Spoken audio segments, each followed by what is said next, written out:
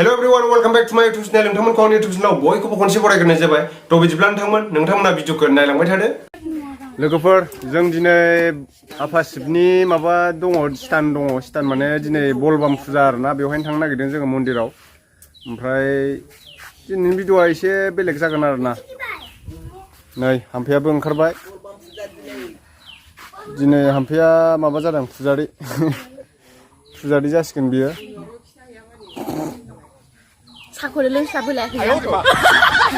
मन्दिराव थांनो नागिरदों दिनै माबा माबि लाबाय, बिबार सिबार मैया खरसा खालामनाय नुदों नोंथांमोना। जों दायो थांगासिनो दङ मन्दिराव आरोना। मोनसे दै दङ, दैनिफ्राय दैखौ खावखांनानै लाबोनानै मन्दिराव लिंगआव लुगोन आरोना। दायो जों थांगासिनो दैमाफुर मन्दिराव, दैमाफुर होननाय जायगायाव आरोना। दैनि नामा दाहरा दै, बे दैयाव लायगोन जोङो। दिनै बलबाम फुजा दं आरोना, आफा शिबनि लिंग दङ मन्दिराव। बे शिबनि लिंगआव दैखौ लुगोन जोङो। बिदिनो मासाव बबेबा मासाव खनबा नामा जायो, सप्तायाव खनसे जायो। दिनै मन्डे, समबाराव जागोन आरोना। दिनै समबार, नेक्स्ट खनसे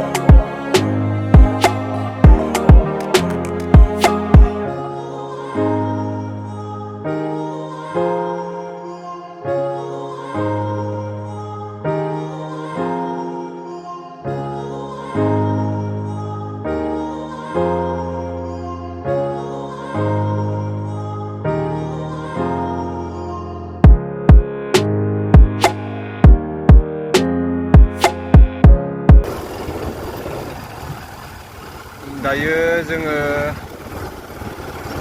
बाबा शिब महादेबनि आर्य ऋषि सनातन धोरोमनि मन्दिर मोनफैबाय, जोंनि मन्दिर। ओमफ्राय जोङो दायो दैमायाव थांसै। दायो मन्दिराव मोनफैबाय लोगोफोर। ओमफ्राय दा दसे उनाव लायनोसै आरोना दैखौ लायनानै लिंगआव लुगोन। नै नायनो हागोन मन्दिरा बेनो, बयबो मोनफैबाय, नै गासिबो दं। नै मा नायबाय थादोलै राजायालाय? ओइ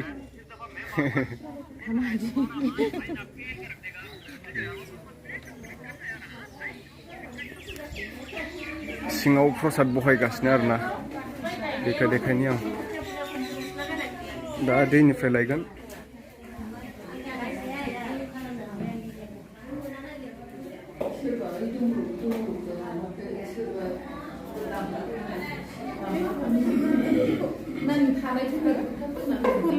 नैबेहाय प्रसाद बहायबाय, ओमफ्राय दा नैबे लिंगआव जोङो दैखौ लायनानै लुफैनोसै।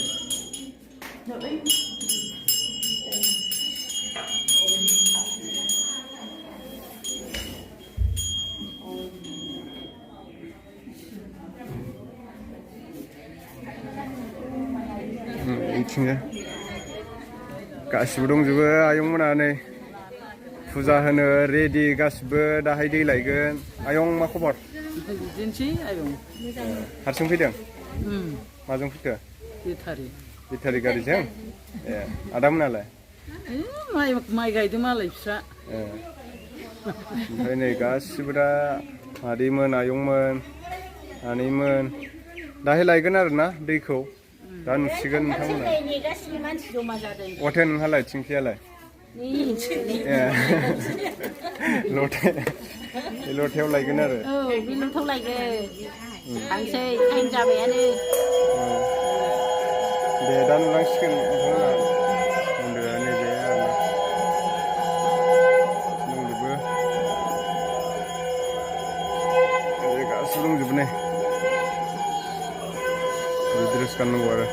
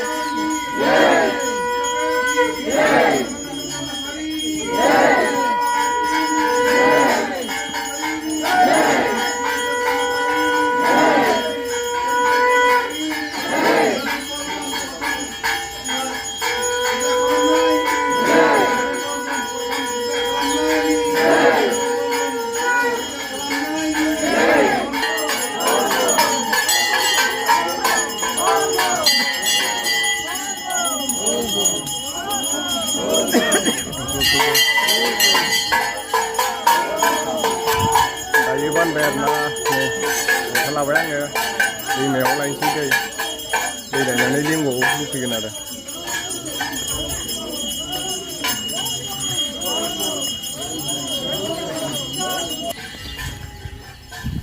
दै लायनो थांगासिनो दैमायाव दै लायनानै लिंगआव लुफैगोन आरोना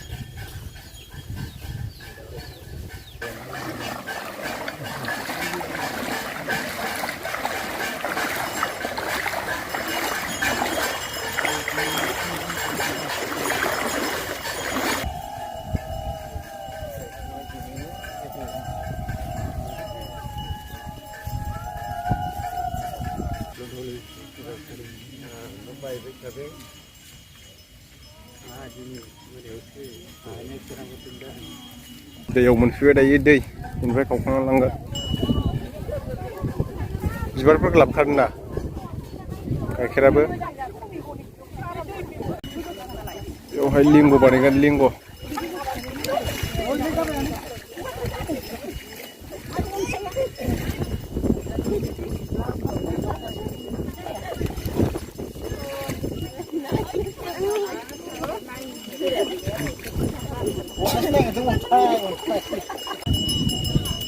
दायो लिंग बानायनानै बेहाय फुजा होग्रोगोन आरो दै सेरावनो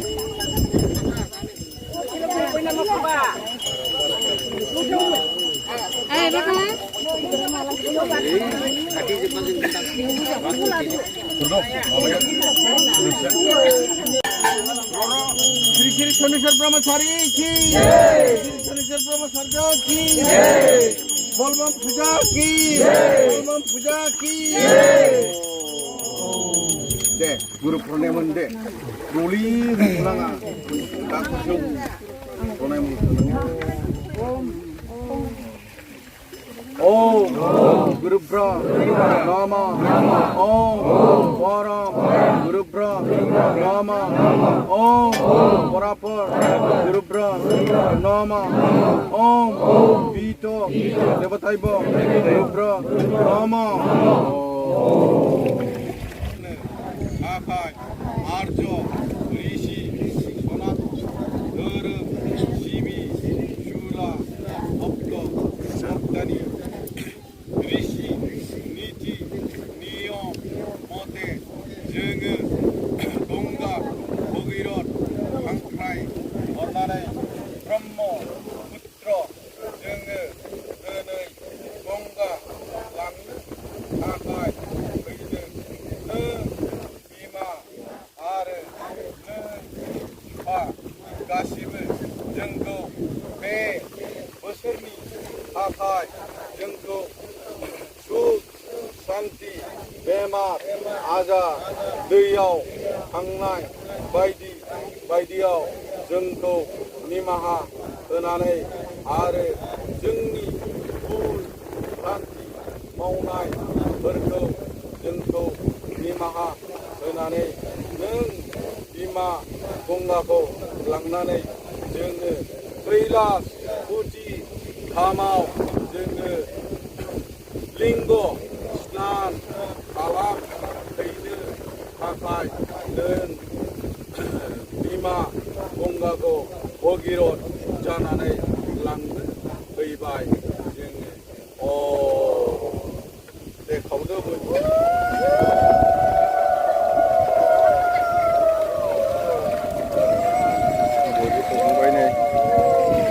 फाइनालि दायो लोगोफोर दैमानिफ्राय बिमा गंगानिफ्राय दैखौ खावनानै लाबाय बेनिफ्राय जोङो आफा शिबनि माने स्टान लिंगआव लिंग दं नालाय बेहाय लुहैनोसै आरोना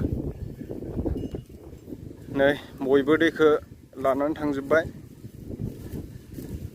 दैखौ रुजुनानै लांनांगौ ओमफ्राय हौवाफोरा बाननांगौ आरोना हिन्जावफ्रा रुजुनांगौ बिमा गंगाखौ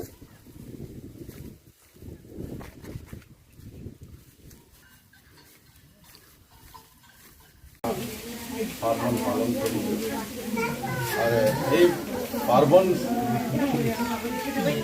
বলবম পার্বণ পূজাটো কি কাৰণত আমি পালন কৰিব লাগে আৰু নালাগে আৰু পালন কৰিলে আমাৰ কি লাভ আৰু লাভৱান হয় এইবিলাক আমি